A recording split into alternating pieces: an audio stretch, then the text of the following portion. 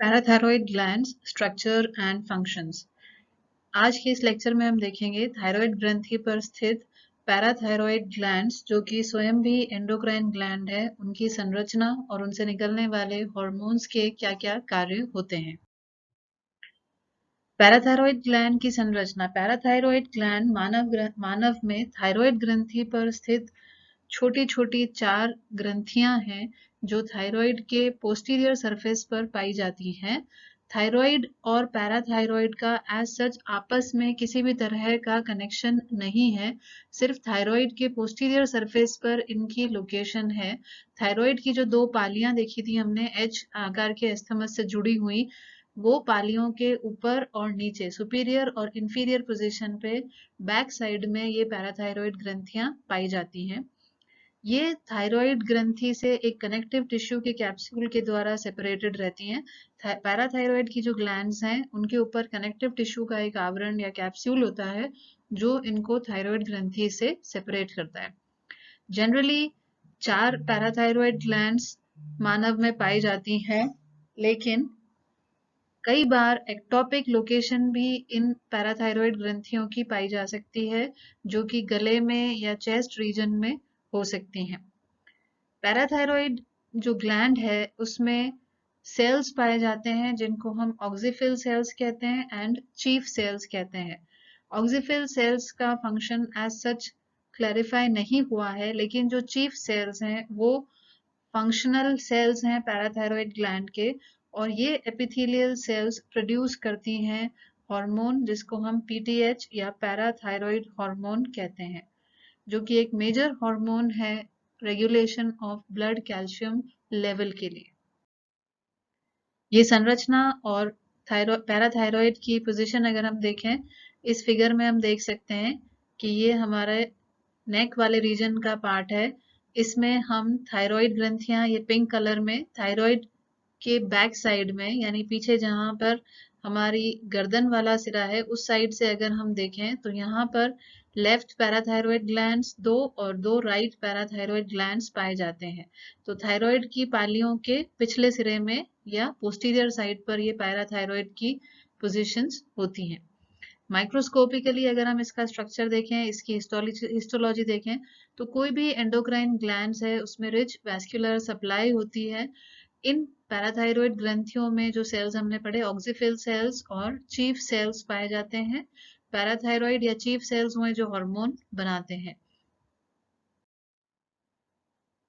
Chief cells and oxyphil cells. Chief cells जो secrete करते हैं पैराथॉर्मोन या पैराथायरॉयड हार्मोन। क्लियर सेल्स जो हैं, जो इस हिस्टोलॉजी में अगर हम देखें तो कुछ क्लियर सेल्स दिखाई देती हैं।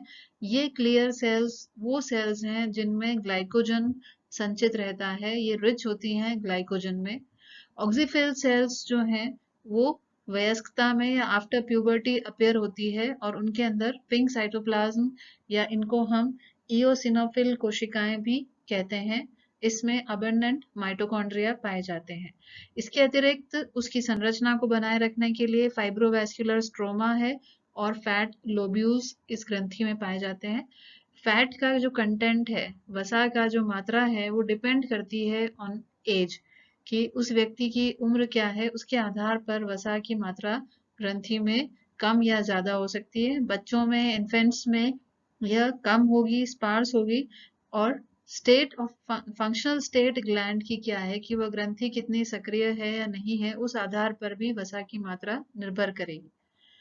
जो फंक्शनिंग या चीफ सेल्स हैं उनकी मात्रा या मास जो है वो रिलेटिवली कांस्टेंट रहता है जब एक बार विकास पूर्ण हो जाता है। इन केस ऑफ एडिनोमा या पैराथायरॉयड का कार्सिनोमा अगर होता है, उस केस में कोशिकाओं की मात्रा बढ़ेगी, वो मल्टीप्लाई करेंगी और उस ग्रंथि का आकार भी बड़ा हो जाएगा। पैराथायरॉयड हार्मोन क्योंकि एक प्रोटीन हार्मोन है, इसका जीन लोकेटेड होता है क्रोमोसोम नंबर 11 पर। पैराथॉर्मोन इनिशियली एक प्री प्रो हार्मोन के रूप में सिंथेसाइज होता है, जो कि 110 अमीनो एसिड लंबा होता है। ये प्री प्रो पैराथॉर्मोन या पैराथायरॉयड हार्मोन बायोलॉजिकली फंक्शनल नहीं होता है। इसलिए इसको पहले प्रो हार्मोन में तोड़ा जाता है जो कि 90 अमीनो एसिड लेंथ का होता है, और उसके बाद फाइनली एक biologically active hormone parathyroid hormone या पैराथॉर्मोन में जो कि 84 अमीनो एसिड लेंथ का होता है। पीटीएच एक मेजर स्टोरेज और सिक्रीटरी बायोलॉजिकली एक्टिव फॉर्म है इस हार्मोन का, जो कि रेगुलेट करता है कैल्शियम के मेटाबॉलिज्म को। तो पीटीएच या पैराथायरॉयड हार्मोन का बनना, उसका रिलीज होना और उसका डिग्रेडेशन, ये सभी निर्भर करता है कैल्शियम की मात्रा पर, कि रुधिर में कैल्शियम की मात्रा कितनी है, वही निर्धारित करती है पैराथायरॉयड हार्मोन का सिक्रीशन, सिंथेसिस, रिलीज और डिग्रेडेशन। पैराथायरॉयड हार्मोन जो ग्रंथि निकालती है, हमने देखा है वो कैल्शियम के रिलेटिव होता है। ये पेप्टाइड हार्मोन रिलीज कब होता है? क्योंकि ये रुधिर में कैल्शियम की मात्रा को बढ़ाता है, तो जैसे ही ब्लड कैल्शियम लेवल रिड्यूस होंगे या लो होंगे, तो पैराथायरॉयड की ग्रंथियां एक्टिवली पीटीएच का सिक्रेशन करेंगी। पैराथार्मोन सिक्रेशन से कैल्शियम रिलीज होगा हमारे कैल्शियम स्टोर से। कैल्शियम का जो हमारा स्टोरेज है वो हमारी बोन्स होती हैं।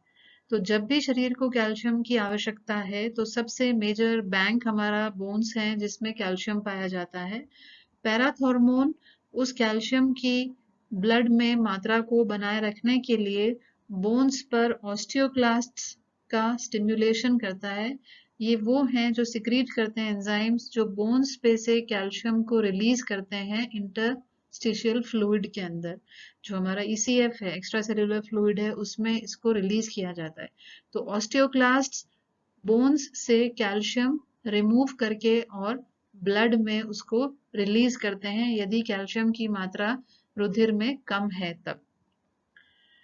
क्योंकि पैराथॉर्मोन कैल्शियम रिलीज को प्रेफर कर रहा है या फेवर कर रहा है, तो इसलिए ये ऐसी कोई भी गतिविधि जिससे कि कैल्शियम ब्लड में से एब्जॉर्ब हो उसको ये इनहिबिट करेगा। तो ऑस्टियोब्लास्ट्स जो होते हैं वो सेल्स जो कि बोन फॉर्मेशन में या कैल्शियम डिपोजिशन में हेल्प करते हैं बोन्स पे, उनकी एक्टिविटी को पीटीएच इनहिबिट करता है, उसको रोकता है, ताकि जो कैल्शियम है वो ब्लड में बना रहे।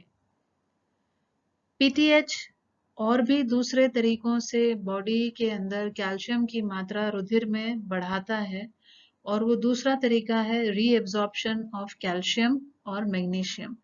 कि जब किडनी ट्यूब्यूल्स के अंदर ब्लड का फिल्ट्रेशन हो रहा है या यूरिन का जो फिल्ट्रेशन हो रहा है, उस समय जितने भी कैल्शियम और मैग्नीशियम आयन हैं वो अधिक से अधिक पुनर्अवशोषित हों, रीएब्जॉर्ब हों, ये भी पैराथॉर्मोन के द्वारा किया जाता है।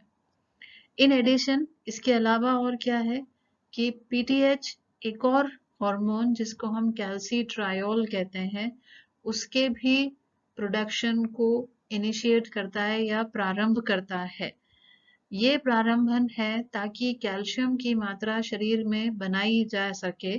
इस हार्मोन कैल्सीट्रायोल को हम 1,2,5 डाइहाइड्रोक्सी विटामिन डी भी कहते हैं, जो कि विटामिन D3 का एक्टिव फॉर्म है इन किडनीज। टोटल जो पैराथॉर्मोन का रोल है कि ब्लड में कैल्शियम की मात्रा को बनाए रखना, एक होम्योस्टैसिस मेंटेन करना, कि कैल्शियम लेवल नॉर्मल से ड्रॉप ना हो। उसके लिए वो चाहे बोन पे से उसको उतारना हुआ कैल्शियम को, बोन पे डिपोजिशन को रोकना हुआ, या फिर रीनल ट्यूब्यूल से रीएब्जॉर्प्शन हुआ, या कैल्सीट्रायोल का जो सिक्रीशन है उसको प्रोड्यूस करना। फिर ये कैल्सीट्रायोल क्या करेगा कि जो इंटेस्टाइन में फूड है, डाइजेशन हो रहा है, उस डायटरी कैल्शियम को इंक्रीज्ड एब्जॉर्प्शन करेगा, कि किडनीज से या यूरिनरी फिल्ट्रेट से तो पैराथॉर्मोन रीएब्जॉर्प्शन कर ही रहा है, कैल्सीट्रायोल उसके साथ इंटेस्टिनल जो एब्जॉर्प्शन है वहां से कैल्शियम को अपटेक करने का या एब्जॉर्प्शन को इंक्रीज करने के लिए हेल्प करेगा।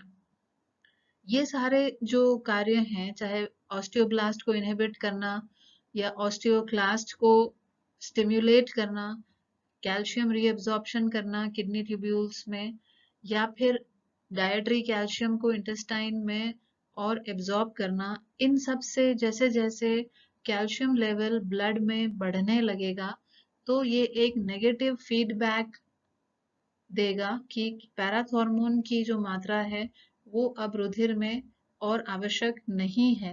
तो जैसे जैसे राइजिंग होगी ब्लड कैल्शियम लेवल्स में, तो पैराथॉर्मोन का रिलीज फर्दर इनहिबिट होगा उस पर्टिकुलर टाइम तक जब तक कि कैल्शियम की मात्रा ब्लड में फिर से डिक्रीज ना हो जाए।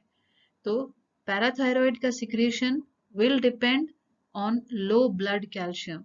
As soon as the blood calcium levels drop, parathyroid glands would produce parathormone, जो अपने अलग अलग रीअब्जॉर्प्शन से या बोन्स पे से या कैल्सिट्रायल हार्मोन के सिक्रीशन से कैल्शियम के बैलेंस को फिर से शरीर में मेंटेन करेंगे।